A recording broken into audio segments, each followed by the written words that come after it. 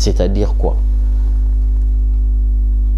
Si nous voulons amener les coupables de crimes devant la justice, nous devons chercher à savoir pourquoi ces crimes sont commis.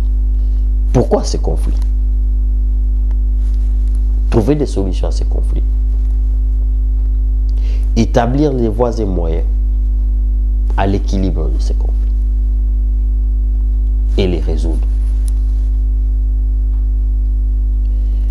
M. Vital Kamerhe organise à Goma, avec l'aide du gouvernement congolais, de dialogue pour essayer de trouver une paix. M. Kounda ne veut pas y adhérer.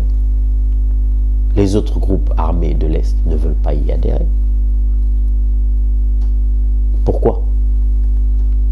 Parce qu'ils ne veulent pas se retrouver dans le même camp que Katanga, que Lubaga et maintenant Beba.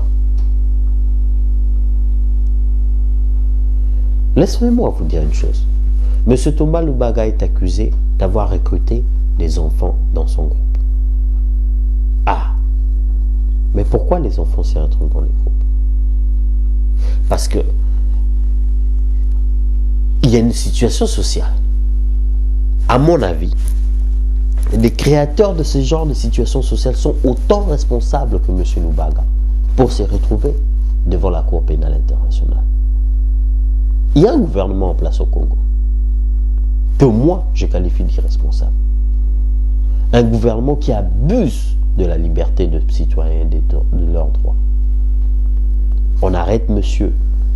Coutinho, on arrête Mme Thérèse Lando, on met les gens en prison pour à vie et on veut signer des accords avec ces mêmes personnes sans leur accorder une certaine immunité.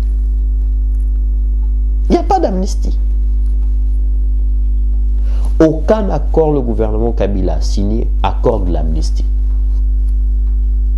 Vous allez vous demander pourquoi? Mais parce que le monsieur s'attend à la même chose. Il devra se présenter devant les cours et tribunaux. Et nous y mettons. Nous travaillons là-dessus.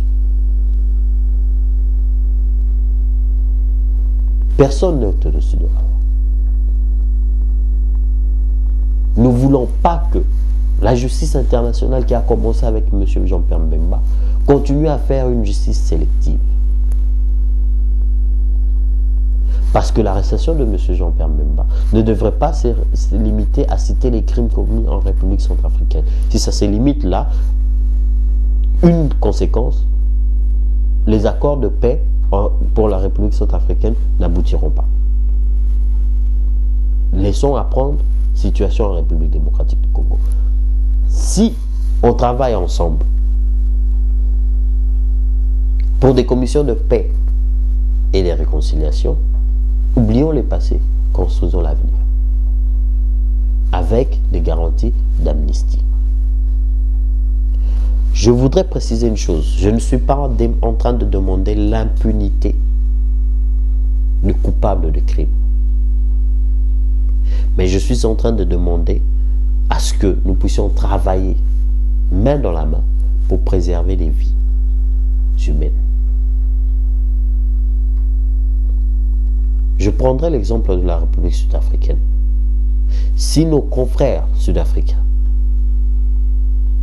n'avaient pas voulu travailler durement sur leur commission de réconciliation et de paix à ce qui concerne l'apartheid, nous n'aurons pas l'État qui est. Que cette communauté internationale, autant que la Cour, nous aide à connaître la vérité, à pousser les coupables à demander des pardons, qui nous laissent leur imposer des sanctions qui permettront à notre pays d'aller de l'avant. Pourquoi ces enfants sont à la rue? Parce qu'il y a un gouvernement responsable. Les parents n'ont pas de travail. Les mamans ne peuvent pas mettre à manger sur la table parce que le papa ne sait pas pour subvenir aux besoins de sa famille. Les enfants ne peuvent pas aller à l'école. Ils ont deux choix.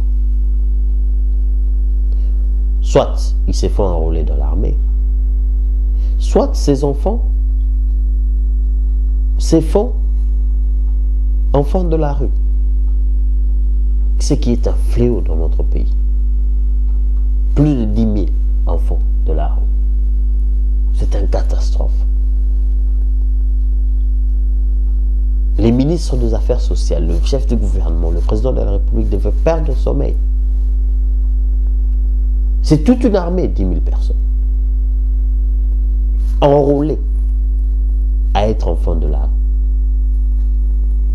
Avec comme conséquence l'augmentation de crimes, de grossesses, de maladies sexuellement transmissibles et de l'insécurité. Qu'est fait le gouvernement? Pourquoi on arrête le bagage social? On doit chercher les conséquences. Et les personnes qui causent ces choses doivent faire face à la même chose.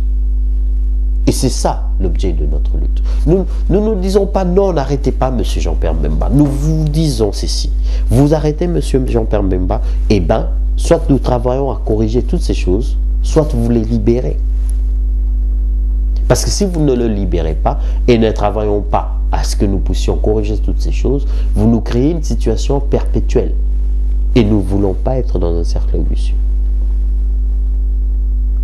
La République démocratique du Congo a trop pleuré.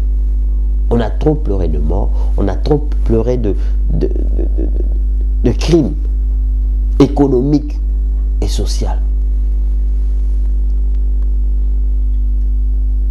On voudrait libérer le Baga, je l'ai dit.